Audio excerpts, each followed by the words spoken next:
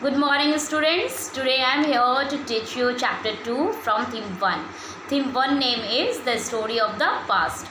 The story of the past is divided into two chapters. First one is the story of the past and the second one is evidences in history, means sources of history. So today we will study about this chapter. And before starting this chapter, I would like to suggest you learn all the word meanings which is given in the end of the chapter. So first of all, you students have to be learn that those word meanings, and then you can understand this chapter properly. So focus here. Here is it. Chapter 2, Evidences in History, Sources of History. First topic, Sources of History. What is it? To know about our entire past, historians take help of a number of sources. अब हमारा जो past रहा है, उन past के बारे में जानने के लिए हमें कुछ सोर्सेज की ज़रूरत पड़ती है. तो हिस्टोरियंस क्या करते हैं, वो नंबर ऑफ़ सोर्सेज का हेल्प लेते हैं पास्ट के बारे में जानने के लिए. Here is given example, the guide, the book and the internet and etc. So these are the examples. Suppose that you just go on visit to the Taj Mahal. You are taken aback by its beauty and grandeur. Now you want to know more about it. Then what do? You either take information from the guide appointed there, or turn over the pages of a history book, or surf the internet. So here the guide, the book and the internet become your sources of information for the study of the Taj Mahal.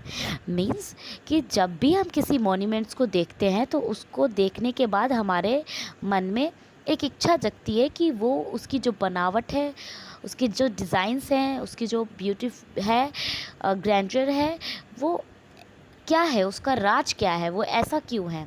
तो हम लोग इस चीज़ को जानने के लिए काफ़ी ज़्यादा इच्छुक हो जाते हैं. तो इस चीज़ को जानने के लिए हम लोग कुछ चीज़ों का हेल्प लेते हैं. तो जिन चीज़ों का हम हेल्प लेते हैं इन सब चीज़ों के बारे में जानने के लिए, उसे ही हम कहते हैं सोर्सेज ऑफ हिस्ट्री. तो सपोज़ दैट कि हमने जो गाइड अपॉइंट किया है, हमने उसका हेल्प लिया. सपोज़ दैट मैंने अभी एग्ज़ाम्पल दिया ताजमहल का. तो अगर हम ताजमहल की ब्यूटी के बारे में जानने को इच्छुक हैं, तो हमने जो गाइड अपॉइंट किया है, हम उनसे जानने की कोशिश करेंगे कि हाँ, ये मतलब इसकी जो ब्यूटी है वो इतनी सुंदर क्यों है, इतनी भव्य सुंदरता इसके अंदर क्यों है. या फिर हम हिस्ट्री बुक से जानने की कोशिश करेंगे, या फिर हम इंटरनेट पे भी सर्च कर सकते हैं. तो ये सारे जो सोर्सेज हैं हमें इंफॉर्मेशन प्रोवाइड करते हैं किससे रिलेटेड, ताजमहल से रिलेटेड. तो Taj Mahal is just for example. So now look at here. Next is these sources of history are broadly divided into two types. ये जो sources of history हैं, ये two types. First is the archaeology and the second is the literary. Next, अब ये जो archaeological sources हैं वो क्या है, ये तो मैंने अभी आपको बताया. These sources of history are broadly divided into two types. That means कि ये जो sources of history हैं वो दो पार्ट में divided है, दो टाइप्स हैं इनके. First is the archaeological and the second one is the literary. तो अब यहाँ पे हम लोग नेक्स्ट टॉपिक पढ़ते हैं, archaeological sources. In archaeology, we study about the human history and prehistory through the excavation of sites, analysis of artifacts, and other physical remains. These remains may be in the form of building or objects like a poetry, ornaments, seals, tablets, etc. तो archaeology में basically हम लोग क्या करते हैं, human history और prehistory की study करते हैं. किनके द्वारा? तो excavation of sites, analysis of artifacts and other physical remains. Excavation of sites means ज़मीन की जो खुदाई होती है. एनालिसिस ऑफ आर्टिफैक्ट्स, जो विश्लेषण किया जाता है प्राचीन कलाकृति की. और अदर फिज़िकल रिमेन्स ले लेते हैं. तो ये सारे रिमेन्स जो होते हैं वो किसी भी फॉर्म्स में हो सकते हैं, लाइक बिल्डिंग्स के फॉर्म में हो सकते हैं, ऑब्जेक्ट के फॉर्म्स में हो सकते हैं, like a pottery, ornaments, seals, tablets, etc. Pottery means मिट्टी के बर्तन या मिट्टी के बर्तनों का कारखाना. The scholars who study these remains are called archaeologist. अब वो जो व्यक्ति होते हैं, जो विद्वान होते हैं, जो इन सारी चीज़ों की स्टडी करते हैं, उन्हें हम क्या बोलते हैं? Archaeologists. Okay, so now here is given the sources include है। तो अब इनमें कौन कौन से सोर्सेज इंक्लूड है? अब ये आर्कियोलॉजिकल सोर्सेज में कौन कौन से सोर्सेज इंक्लूड है? तो first is inscription, second one is coins, third is monuments and last one is artefacts. Inscriptions, अब इंस्क्रिप्शंस क्या होता है? Inscriptions are generally engraved in stones and metal. Thus they serve as the most original and reliable sources of information, as it is not possible to alter the contents once engraved in the stone or metal. In simple you can say, जैसे कि stone और metal होते हैं, उनके अंदर जो खुदाई करके जो भी इमेज और जो भी स्क्रिप्ट तैयार की जाती है, उन्हें हम क्या कहते हैं? इंस्क्रिप्शंस कहते हैं। What are coins? Coins generally give us information about the various kings that would have ruled in a particular territory, their names and chronology, their period of reign, the extent of their empires and their particular field of interest. That means coins जो है वो हमें basically information provide करते हैं किनसे related? जो भी पुराने, जो हमारे पास में जो किंग्स रह चुके थे, जो भी लोग किंग्स थे और उनका जो शासन का जो काल था, शासन का जो पीरियड रहा, तो उन सब के बारे में ये कॉइन्स हमें क्या देता है? इंफॉर्मेशन देता है। बहुत सारा उनके जो एम्पायर्स हुआ करते थे and their particular field of interest, इन सारी चीज़ों के बारे में हमें कॉइन से जानकारियाँ मिलती हैं। मॉन्यूमेंट्स, एनी बिल्डिंग, स्टैच्यू और structure of historical significance is called a monument. अब कोई भी मान लेते, कोई भी बिल्डिंग्स है, स्टैच्यू है, पास्ट के जो भी buildings, statue, structure of historical significance, ये सारी चीज़ों को बेसिकली हम क्या कहते हैं? मॉन्यूमेंट्स कहते हैं। Last one is artefacts. Artefacts are objects made by human beings, specially one of cultural और हिस्टोरिकल इंटरेस्ट। अब आर्टिफैक्ट्स जो होते हैं वो एक प्रकार के ऑब्जेक्ट्स होते हैं जो कि ह्यूमन बींग्स द्वारा बनाए जाते हैं। उसमें कुछ कल्चरल और हिस्टोरिकल इंटरेस्ट भी होते हैं, जिनसे हमें बहुत कुछ सीखने को मिलता है, बहुत कुछ जानने को मिलता है, और वो सारे इमेजेस हमें पास्ट की याद दिलाते हैं, पास्ट की इन्फॉर्मेशन देते हैं। तो ये आर्टिफैक्ट्स जो होते हैं एक तरीके के ऑब्जेक्ट्स होते हैं जो कि ह्यूमन बींग्स द्वारा बनाए जाते हैं। इसमें कल्चरल और हिस्टोरिकल इंटरेस्ट भी शामिल होते हैं।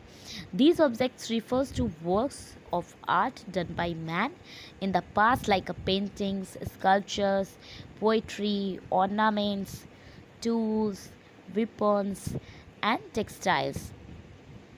The artifacts gives valuable information about the social and religious customs, food habits, clothing and means of entertainment of the people in the past. Now, next is literary sources. The literary sources of information for the study of history include, इसमें बहुत सारी चीज़ें include हैं, जैसे कि first one religious literature. What is it? Literature that centers around religion is called religious literature. It is in the form of an epic or a play. Second one is secular literature. Means non-religious literature is known as a secular literature. The third one is accounts of foreign travelers. What is it? The accounts of foreign travelers also give us useful information about our past. Next topic is need to preserve sources of history. अब जो preserve sources होते हैं history के, उनकी क्या ज़रूरत होती है? Now just look it up. The history and the archaeological sources are the keys to know our past. अब जो historical और archaeological sources होते हैं वो बेसिकली क्या होते हैं? एक तरीके से की होते हैं हमारे पास्ट के बारे में जानने के लिए। अब हमारे पास में बहुत सारी ऐसी चीज़ें हुई हैं जिनके बारे में हमें कोई जानकारी नहीं है। अब उनके बारे में हमें कैसे पता चलेगा? तो हिस्टोरिकल और आर्कियोलॉजिकल सोर्सेज के द्वारा ही हम पास्ट के बारे में जानकारी ले सकते हैं। The beginning of human existence appeared on the earth's surface 5.6 million years ago। अब वो जो ह्यूमन एग्जिस्टेंस का जो बिगनिंग था, स्टार्टिंग था, वो अर्थ के सरफेस पे कब अपियर हुआ? करीबन 5.6 मिलियन ईयर्स एगो। इतने ईयर्स पहले वो उसका एग्जिस्टेंस अपियर हुआ। Now here is the evidence of human fossils, stone tools and cave paintings help us to understand early human history. In the beginning, human beings got food by hunting animals and gathering food produce. We find hunter-gatherer societies in some part of the world even today.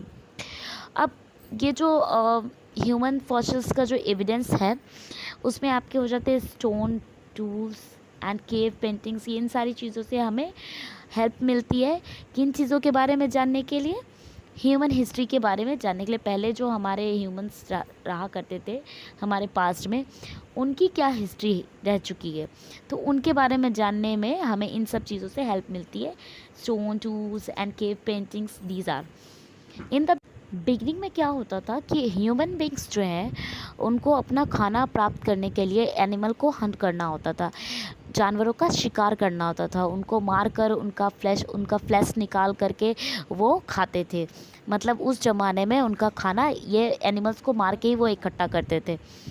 We find hunter gatherer societies in some parts of the world even today. The River Valley civilization were the storehouses of the archaeological evidences. There are numberless prehistoric, historic, and archaeological evidence to tell the past. We have to keep these various sources of the ancient, medieval, and modern periods intact. It is given in your book. Following steps can be taken in this regard. You can see on page number 19. There is given following steps.